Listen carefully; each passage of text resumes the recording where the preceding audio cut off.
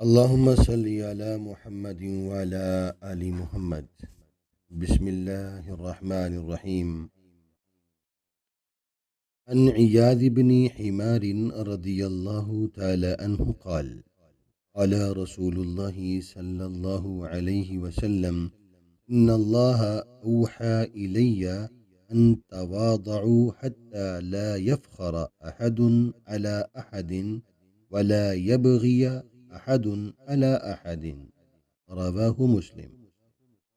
حضرت عیاض بن حمار رضی اللہ تعالیٰ عنہ سے روایت ہے، فرماتے ہیں رسول اللہ صلی اللہ علیہ وسلم نے ارشاد فرمایا، اللہ تعالیٰ نے میری طرف وحی بھیجی ہے، آپس میں تواضع یعنی عاجزی اختیار کرو، حتیٰ کہ کوئی کسی پر فخر نہ کرے اور نہ کوئی کسی پر زیادتی کرے۔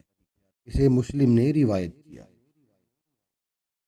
تواضع کا مطلب ہے کہ ایک دوسرے کے ساتھ عاجزی، نرمی اور محبت سے پیش آنا، حسب نسب یا مال و دولت کی بنیاد پر کسی کو حقیر نہ سمجھنا اور نہ کسی سے زیادتی کرنا، کیونکہ کسی کو اللہ نے اگر عالی مرتبت بنایا ہے تو وہ اس پر اللہ کا شکر ادا کرے، نہ کہ اس کی وجہ سے اللہ کی مخلوق کی بے توقیری یا ان پر ظلم و زیادتی کا ارتکاب کرے۔ رسول اللہ صلی اللہ علیہ وسلم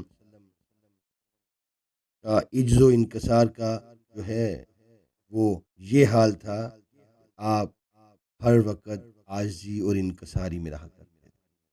آپ کو وحی کے ذریعے سے خصوصی طور پر تواضع کا حکم دینا، اس کی اہمیت کو واضح کرنے اور آپ کی امت کو تنبیہ کرنے کے لیے اس حدیث میں ہمیں صاف صاف سبق دیا جا رہا ہے۔ اگر مال آ جائے تو اپنے آپ کو بڑا نہ سمجھو، مال آ جائے تو اپنے آپ کو خدا نہ سمجھو، اپنے آپ کو فرعون نہ سمجھو۔ مال آ جائے تو دوسروں کو حقیر نہ جانو، یہ جو حقیر جاننا ہے اللہ تعالیٰ کے ہاں بہت بڑا گناہ، بہت بڑا ظلم ہے، جو اللہ کسی صورت میں معاف نہیں کرتا۔ اللہ کو عاجزی پسند ہے، مالداروں کی عاجزی بھی پسند ہے، غریب ہونے کے ساتھ بھی عاجزی پسند ہے۔